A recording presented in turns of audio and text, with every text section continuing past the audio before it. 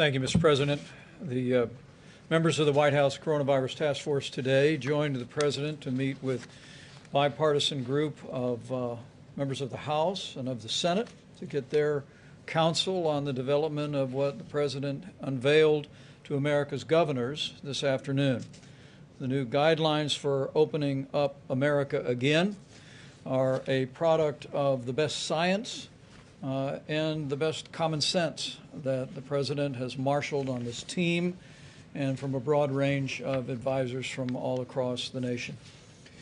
From the moment President Trump established the White House Coronavirus Task Force early on, he made it clear that we have no higher priority than the health and safety of the American people. The President launched a whole of government approach. And while we stand here on this day with more than 640,000 Americans having contracted the coronavirus, and our hearts go out to the families of the more than 31,000 Americans who lost their lives and those who continue to struggle with serious consequences of the coronavirus. The truth is that because of the decisive action that our President took early on, suspending travel from China and thereafter from portions of Europe and South Korea, screening passengers, because of the strong actions in partnership with every governor across America, because of the extraordinary efforts of America's healthcare workers on the front lines, and because of the cooperation of the American people and God's grace, we are slowing the spread. We are flattening the curve. We have preserved the capacity of our healthcare system, and we've protected the most vulnerable. In a word, because of the actions of this President, this administration, governors at every level, our healthcare workers, and our fellow Americans, we've saved lives, and every American should be comforted by that. And we can see it in the numbers.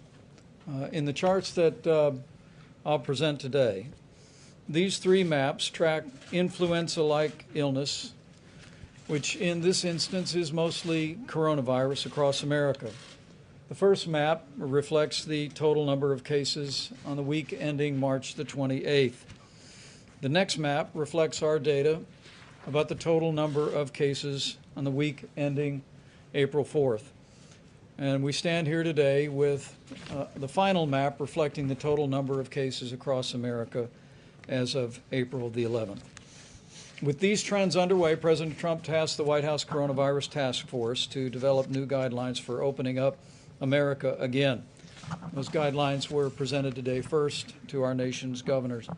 And it is our intention at the President's direction to provide these guidelines to assist governors and state health officials in evaluating the most responsible manner to reopen the economies of their states at a time and manner of their choosing. The guidelines, as Americans who are looking on will note, begin with what is the best criteria that our experts have developed: a downward trajectory in cases over a 14-day period of time, ensuring that states have proper capacity in their healthcare facilities.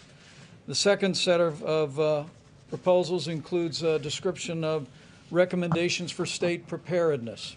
And let me say to the American people what President Trump made clear to our governors today, that our administration will continue to work day in and day out through our task force, through FEMA, to ensure that our states have not only the medical supplies, but that we continue to rapidly expand testing across the nation. The President reflected on the progress we've made on testing, but a few statistics for that as well, which I hope are an encouragement to the American people. On March 11th, we had performed a total of 23,588 tests. Because of the public-private partnership that President Trump initiated with commercial labs across the country, that number was 83,500 by March 18th. And as the President just said, that number is 3.5 million today. It is our expectation that we will have tested more than 5 million Americans before the end of the month of April, and we'll continue to scale those resources. So testing and medical supplies will continue to be an ongoing partnership with our states, and we want our healthcare workers and people all across the country to know of our commitment to that. Finally, the President directed us to propose a phased approach to reopening our economy. It is based on up-to-date data and readiness. We'll continue to provide the very best data to our states, working with their health officials. The focus is on the mitigation of any risk of resurgence or the emergence of the coronavirus in states where it's not yet emerged.